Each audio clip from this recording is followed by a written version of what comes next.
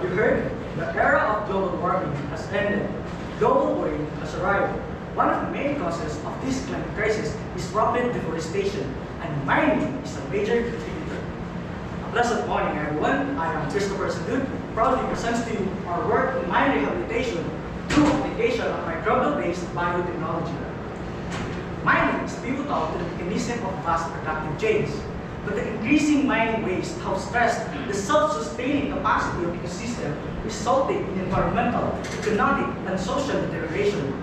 Hence, it is imperative to rehabilitate mine-out areas into a safer and cleaner environment. An emerging, cost-effective, and greener approach is through phytoremediation. Considered as the green revolution in the field of innovative cleanup technologies, phytoremediation is the utilization of plants' ability to sequester, concentrate, or degrade soil contaminants. However, it is often difficult because of these limitations, which affect plant normal functions. Good news, our solution lies within our tiny allies in the soil. Inoculation with beneficial microbes coupled with soil amendments have resulted in the country's first successful biological restoration of a copper mineral area at Marinduque. These microbial biofertilizers contain arbuscular mycorrhizal fungi, AMF, that can form a symbiotic relationship with the plant host.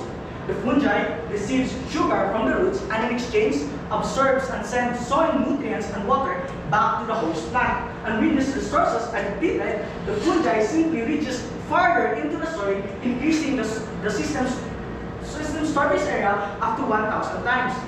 Now, if this protocol is highly effective, then it must be adopted nationwide. Not yet. We needed another field experiment under different soil conditions, particularly in a nickel-contaminated soil. And that is why our subject of interest is a nickel-contaminated area of Tagalito Mining Corporation situated at Clavero, Surigao to Norte.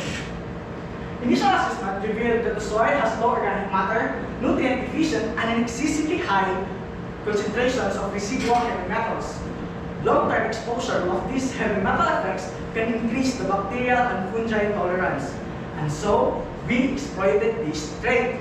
That is, we utilize the symbiosis that can be established by inoculating a native legion tree, Nara, with the microbial biofertilizers, and for field trials, the new indigenous isolates from Marinduque. These triple agents have known heavy metal tolerance.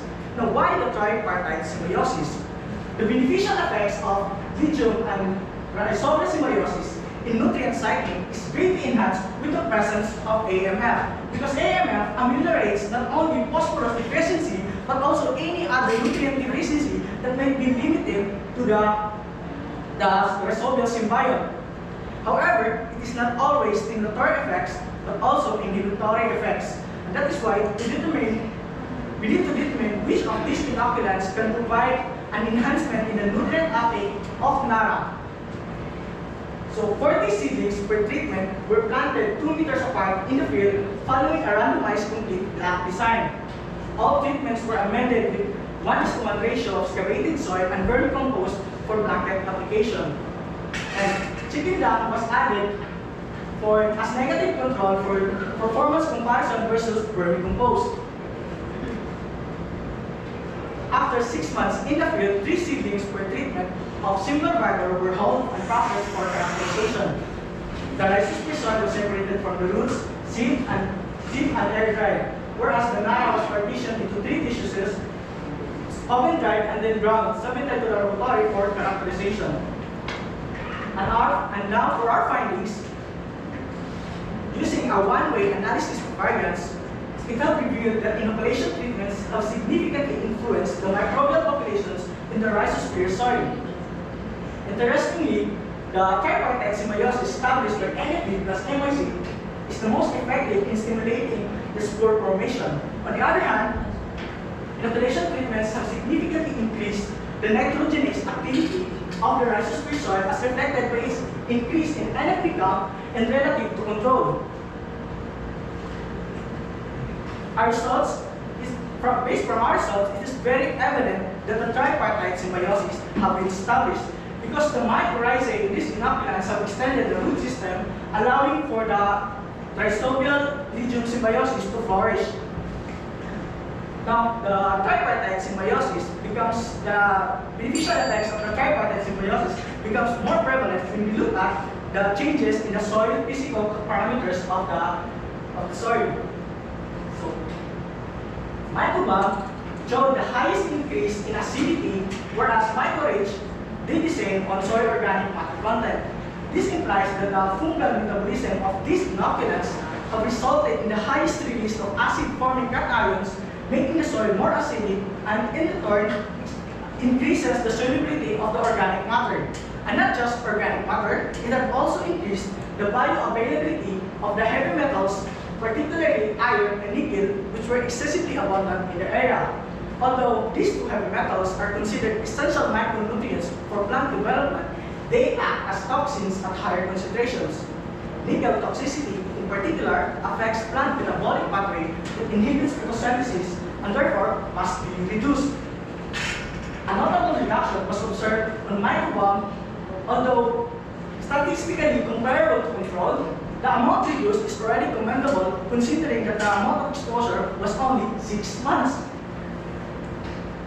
Going up to the macronutrients, nitrogen, phosphorus, and potassium, we found out that inoculation treatments have significantly increased this amount with our treatment. The commercially produced inoculants have been consistently effective in accumulating and stabilizing nutrients in the soil. But going back, this affirms the AMF presence in these inoculants affirms the role of AMF in enhancing the nutrient acquisition of the NARA, especially in a nutrient-deficient soil. So going back to the main question of this study, will the tripartite symbiosis enhance the nutrient absorption of NARA? Indeed, it is very evident from our results that inoculation of these mycorrhizae have increased the nutrient uptake of the NARA in relative to control.